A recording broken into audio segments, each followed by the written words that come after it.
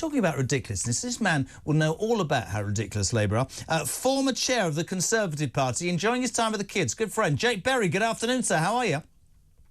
Jeremy, fine. I thought you were going to say I am ridiculous, but thank you for the great Never. I'm apologising. I've been meaning to take you out for lunch for too long. I've just got loads going on, my old son, so apologies. I will get to you. Jake, how are you? How's it all going then? Full-time daddy now. How's it all going? A bit weird?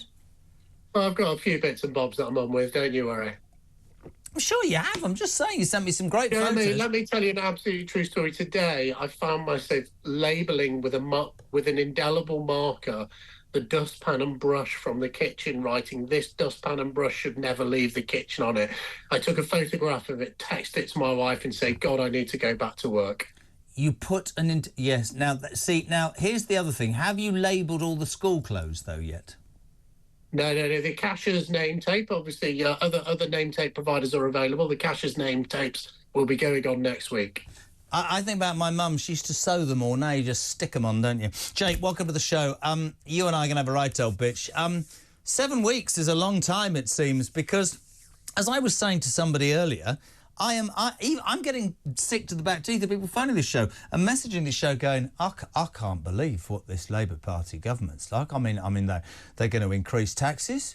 They're giving pay awards to unions of doctors and train drivers, and then there's this, because they told us we were skint, and then they've spent more money, and now we're going to have to pay for it. We reckon they're going to get closer to the EU. They're releasing prisoners. I mean, what's it going to be like? I mean, Ed Miliband, he's got an oil tax. That's going to screw people's jobs.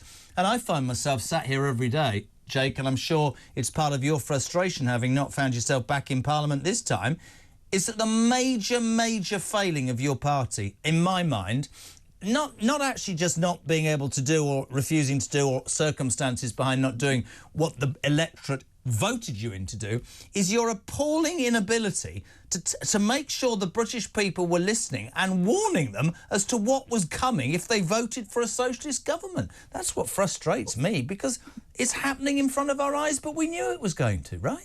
Jeremy, we did try, didn't we? I had several interviews with you during the election where we talked about this, but you know what? I'm really depressed about it. Not, people wanted to vote the Conservatives out because we've made such a complete and utter shambles of things. I understand that. But I'm depressed because I'm a patriot and I fundamentally want Britain to succeed. And I look what is happening to our country, whether it's just a sort of open borders policy, an asylum seekers amnesty, the fact that we're all going to be taxed until we don't know what we're doing. This nonsense about, let's take Ed Miliband's ban on new oil and gas exploration. Now, let's put that into context. The only thing he has banned is British oil and gas. Yep. Not from Saudi Arabia, not from Russia, although we can't get that, or Norway. He has banned British oil and gas. So we're still going to use the oil and gas. We just won't get any of the jobs from it. It is absolutely indefensible and completely ridiculous. Explain that then to me. So his oil tax is anti-British. That would be perfectly fair, that comment. And he has actually, genuinely, he will put thousands of British jobs at risk. Explain to me the theory as a government behind that decision. Well, I can't understand it. It's not something I ever would have done. And actually, places like Aberdeen and other places, which will be massively affected by this will be like the deindustrialisation of the valleys in Wales when the mines were closed, or in South Yorkshire, or wherever it is. This will be a similar decimation of the industry from which those areas have not recovered. Places like Aberdeen will not recover from this self-inflicted act of self-harm, banning exploration for new oil and gas. And all it will mean is only a ban on exploration in Britain. So in Saudi Arabia, in Norway, in other places, in the US, North America more generally, we will be importing their oil. All the carbon will be released. We just won't have any of the benefits. It is an absolutely absurd act of self-harm. And, frankly, I can't fathom any reason to do it whatsoever. It's very interesting, isn't it? The view from the cheap seats, I've said it for years, is so much easier, and it's easy when you're in opposition to simply say that's what's wrong, right?